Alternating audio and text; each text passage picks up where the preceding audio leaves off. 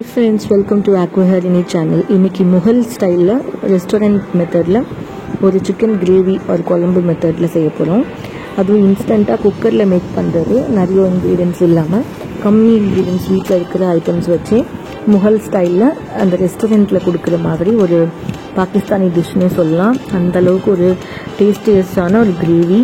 இது ரைஸ்க்கு, இட்லிக்கு, சப்பாத்திக்கு, பூரிக்கு, தோசை எல்லாத்துக்குமே தொட்டுக்கலாம். ஈவன் நீங்கள் கிச்சடி கூட தொட்டுக்கலாம். அந்தளவுக்கு ரொம்ப நல்ல ஒரு பேரிங்கான ஒரு சைட் டிஷ் இது. இது எப்படி செய்யலான்னு வாங்க பார்க்கலாம். ஃபஸ்ட்டு சிக்கனை நல்லா வாஷ் பண்ணிவிட்டு தயிர் விட்டு மஞ்சள் பொடி, Kashmiri chilli powder, normal chilli powder, chicken masala, உப்பு, இஞ்சி பூண்டு பேஸ்ட் இதெல்லாம் போட்டு நல்லா மேரினேட் பண்ணி ஓரமாக வச்சுக்கோங்க.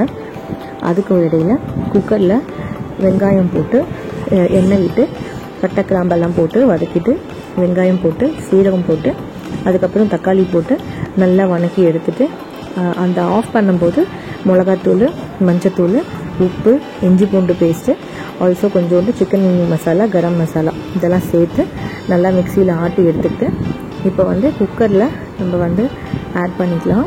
ஆட் பண்ணிவிட்டு 2 விசில் விட்டுக்கலாம். விசில் விடுறதுக்கு முன்னாடி பூண்டை நான் தட்டிட்டு லைட்டாக எண்ணெயில் ரோஸ்ட் பண்ணிவிட்டு இதில் ஆட் பண்ணிக்கிறேன். அப்போ பயங்கரம் டேஸ்ட்டாக இருக்கும், ஸ்மெல்லாக இருக்கும். நீங்கள் வீடே என்னமோ வித்தியாசமாக செய்வீங்க அப்படின்ற ஒரு ஸ்மெல் வரும். ஸோ இது நான் ஆட் பண்ணிக்கிறேன். ஆட் பண்ணிவிட்டு குக்கரை ஒரு 2 நிமிஷம் 2 விசில் இது விட போகிறோம். ஏன் விட போகிறோன்னா இது பாயில் ஆகும்போது மேலெல்லாம் விழுகும். அதனால் நம்ம சரியாக பார்க்க மாட்டோம். அதுக்கடையில் ரசம் வச்சுட்டேன். இப்போ குக்கர் 2 விசில் விட்டுட்டு இப்போ அதை ரிலீஸ் பண்ணுறதுக்கு வெயிட் பண்ணிவிட்டு ப்ரெஷர் ரிலீஸ் பண்ணிவிட்டு எடுத்து பார்க்குறோம். பார்த்திங்கன்னா நல்லா கிரேவி திக்காக கிடச்சிருக்கு. இப்போது இந்த ஸ்டேஜில் நீங்கள் பன்னீர் ஆட் பண்ணிக்கலாம். வெஜிடேரியனாக இருக்கிறவங்க எனி வெஜிடபிள்ஸ் ஃப்ரை பண்ணிவிட்டு இதில் ஆட் பண்ணிக்கலாம். அப்படியே ரெஸ்டாரண்ட் ஸ்டைலில் உங்களுக்கு கிடைக்கிற கிரேவி இது. நீங்கள் அஞ்சப்பர் இந்த மாதிரி ரெஸ்டாரண்ட்டில் போனாலும் இந்த மாதிரி கிரேவி கிடைக்கும்.